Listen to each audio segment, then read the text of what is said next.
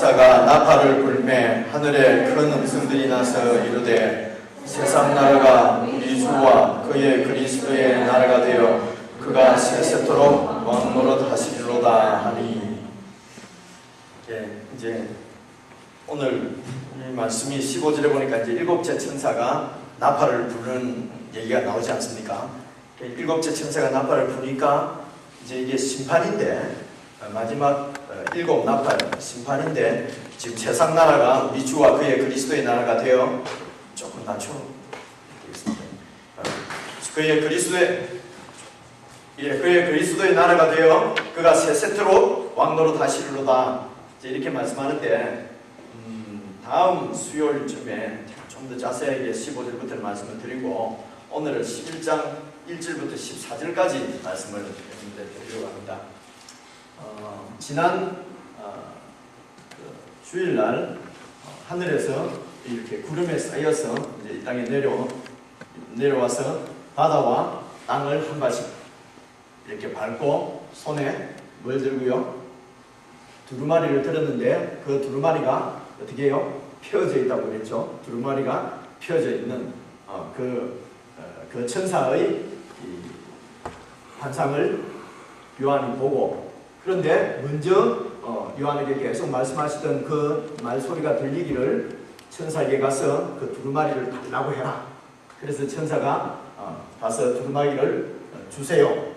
그러니까 천사가 뭐라고 그럽니까? 이 두루마리를 어떻게 하라고요? 먹어버리라.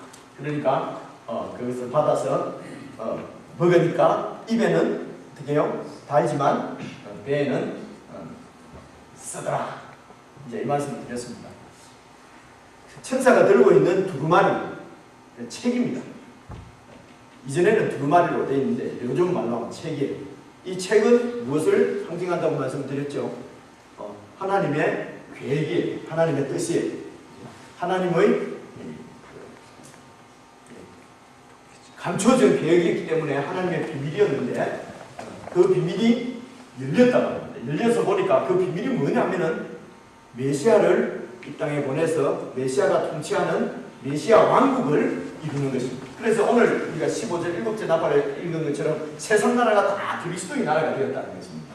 그래서 그리스도가 통치하시는 하나님의 나라를 세우시는 것, 하나님의 나라를 세우시는 것이 하나님의 뜻이고 하나님의 그 계획이고, 그래서 이 하나님의 나라에 반대하고 거역하고 적대적인 세상 나라들을 하나님이 심판하시고, 이제 하나님의 나라가 그리스도의 나라가 그리스도가 통치하는 하나님의 나라가 영원할 것이라고 하는 이 하나님의 계획, 그 두루마리를 열려있다고 하는 것은 감춰 있었는데, 열려졌다는 말은 이 하나님의 계획을 그 어린 양 예수께서 이루셨다는 것입니다. 감춰져 있는 하나님의 계획이 이루어졌다는 것이에요. 성취되었다는 것입니다. 그래서 구약의 모든 예언은 이 하나님 나라에 대한 그 계획이었어요.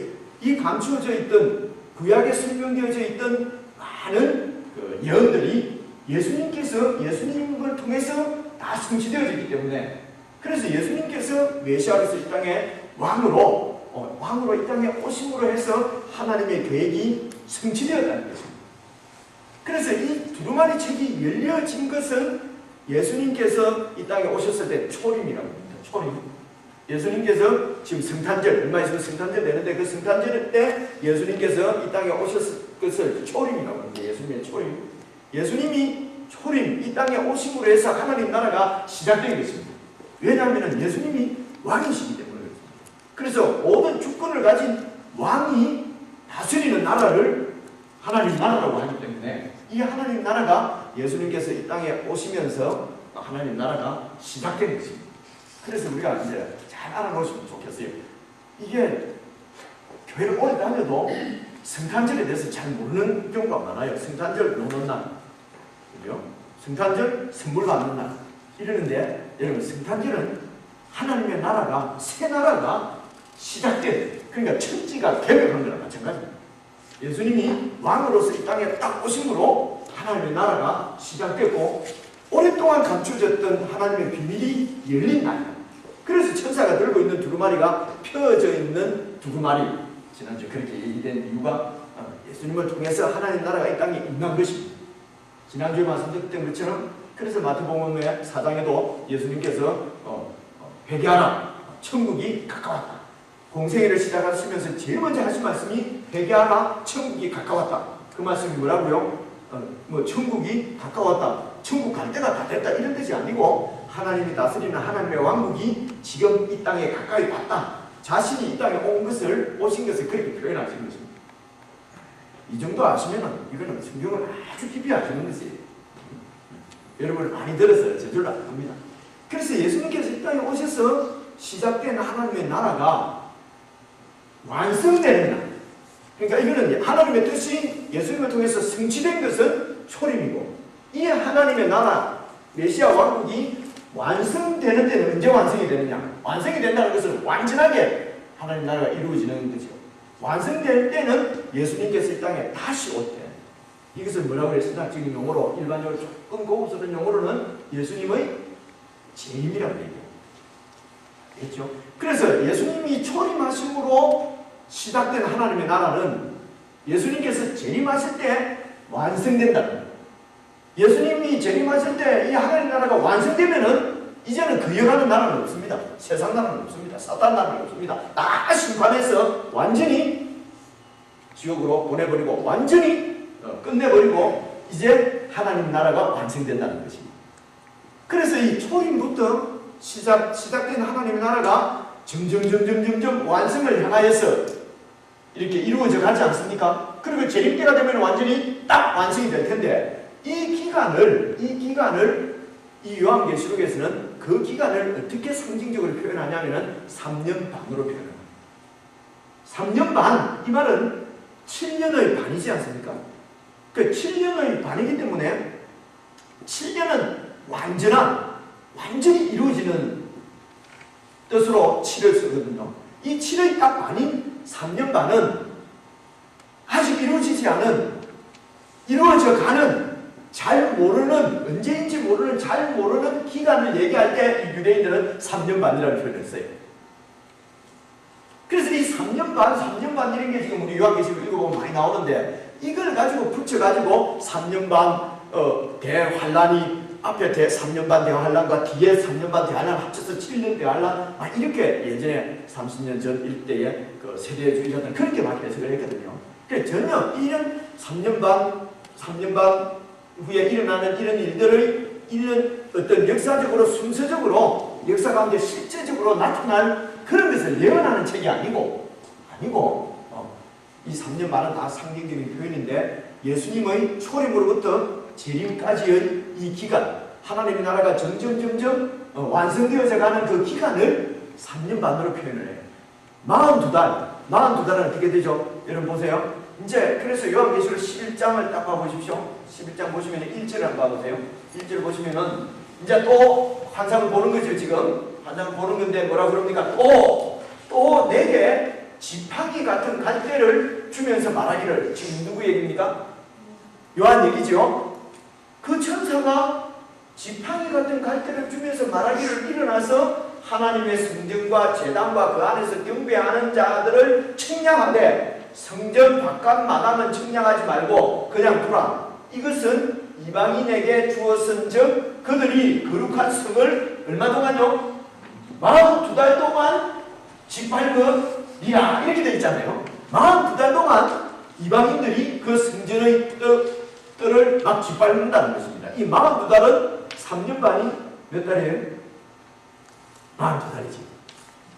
그러니까 3년 반이나 42달, 지금 이 요한계시록에서 얘기하는 이런 숫자들은 다 알지 못하는 어떤 기간을 얘기할 때에 42달, 1260일.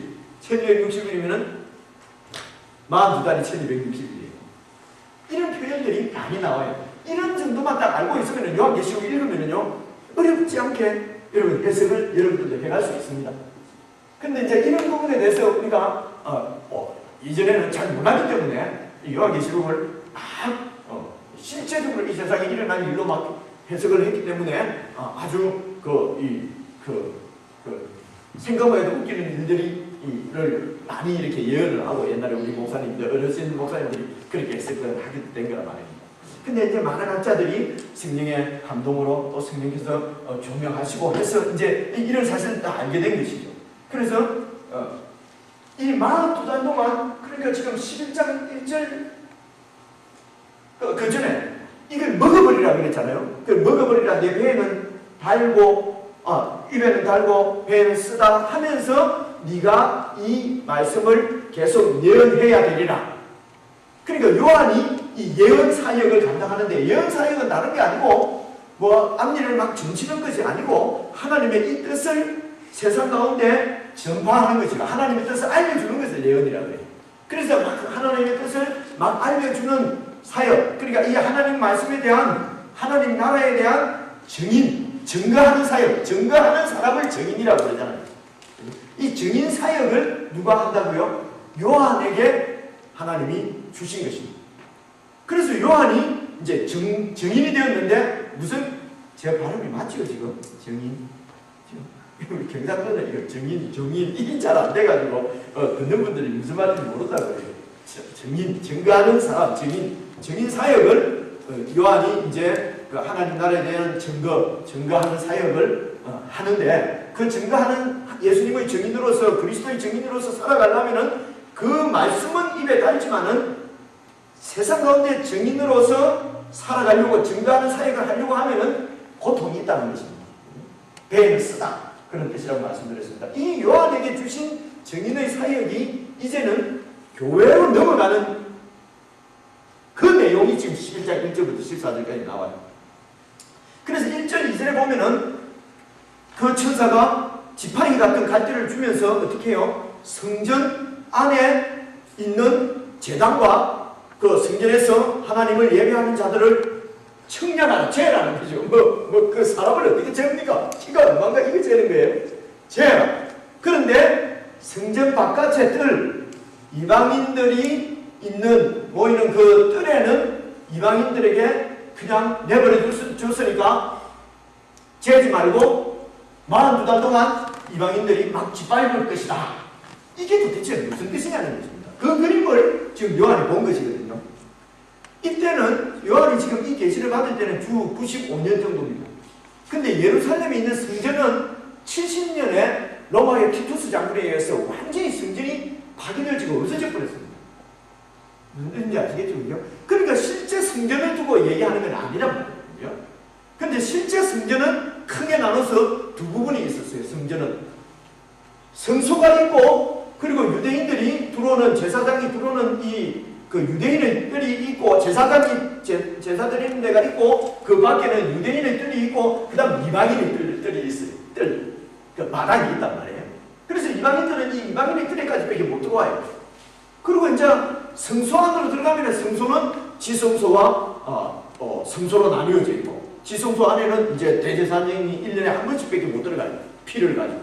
그리고 성소에서는 이제 떡상이나 이런 것들이 성소 안에 있어서 이제 이렇게 그 매일 제사장이 들어가서 향불도 다시 피우고 이렇게 하고요. 그리고 그 바로 바깥에 제단이 있습니다. 제단은 이제 그 양이나 이런 거 짐승을 번져 잡아서 드리는 제단이 있어요.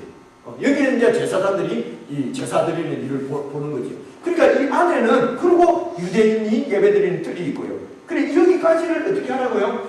청량하라는 것이죠. 죄라는 거잖아요. 그 하나님의 성전과 제단과 그 안에서 경배하는 자들을 청량을 해라. 무슨 뜻 같습니까? 하나님을 섬기는 이 부분, 하나님이 왕으로서 예배를 받으시는 이 부분, 이 앞부분은 청량한다는 말은 하나님의 손, 하나님의 보호, 청량하라. 그래서 내가 지킨다는 것입니다.